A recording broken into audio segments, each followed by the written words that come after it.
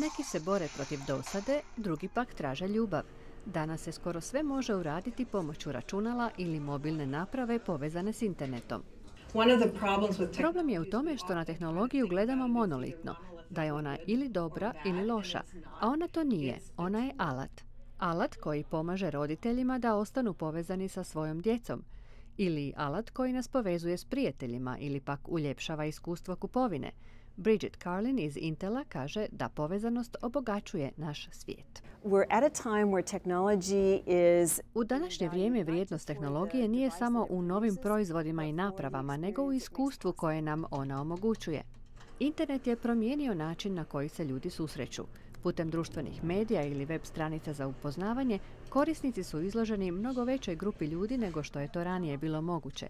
I to je ta druga dobra strana tehnologije, kaže Sam Jagan, koji je vodio nekoliko web stranica za upoznavanje. Jedan od 3 brakova počinje na internetu i mogu vam reći da je među tako nastalim brakovima i vezama mnogo veća raznolikost, što mislim da je pozitivno za svijet. Tehnologija je pozitivna stvar i zbog toga što predstavlja novu platformu za učenike, čega ranije nije bilo. Nevjerojatno je kako sva djeca koriste tehnologiju za izražavanje svoje kreativnosti. I to je jako uzbudljivo, upravo kod mladih ljudi.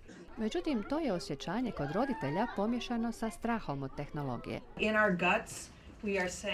U sebi se ipak pitamo, dobro, ali kako sve to utječe na naše djece? U kom pravcu ih razvija tehnologija? Uistinu se pitamo kakav nas svijet čeka i kako ćemo se snalaziti u njemu kad današnja djeca počinju koristiti tehnologiju od najranije mladosti. Studije pokazuju da vrijeme pred ekranom loše utječe na društvene osobine.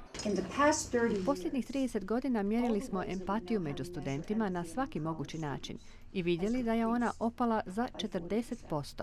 Sherry Turkle, ekspert za društvene znanosti, kaže da empatija nastaje i razvija se u međusobnom razgovoru ljudi. Po njoj tehnologija smanjuje i naše druge društvene vještine.